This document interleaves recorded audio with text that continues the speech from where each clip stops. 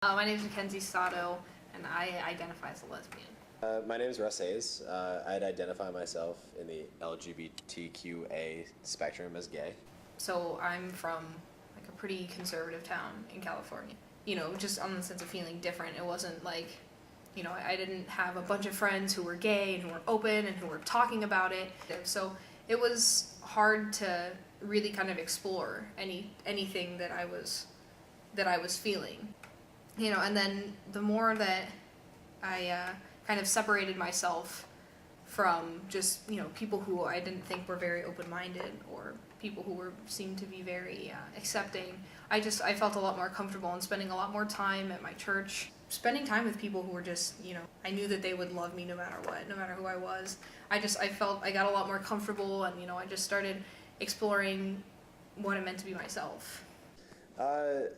My mom, I told midway through senior year, I was working on a paper until like 2 in the morning.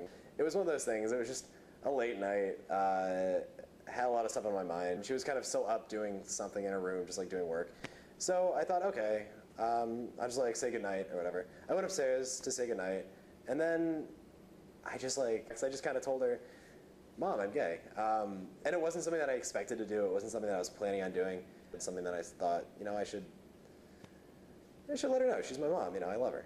So it's a church where basically it's people of a lot of different religious backgrounds. Like, it's based off Christian teachings, but we have a lot of people who come, you know, who are Jewish, people who are Christian, people who don't particularly identify with any kind of religion, and, you know, people who are polytheists, and it's very collective.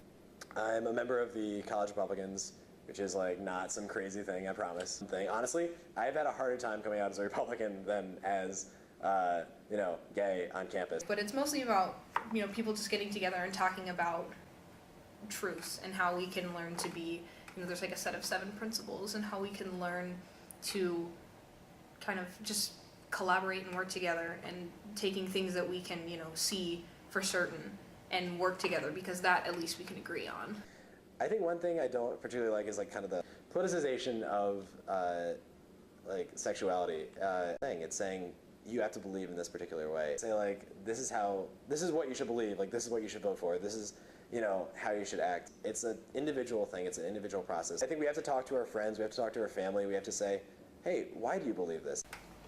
I think what irks me the most is when people don't understand the position that transgendered people are in. I think that, you know, I can't even imagine what it would feel like to feel like you're in the wrong body.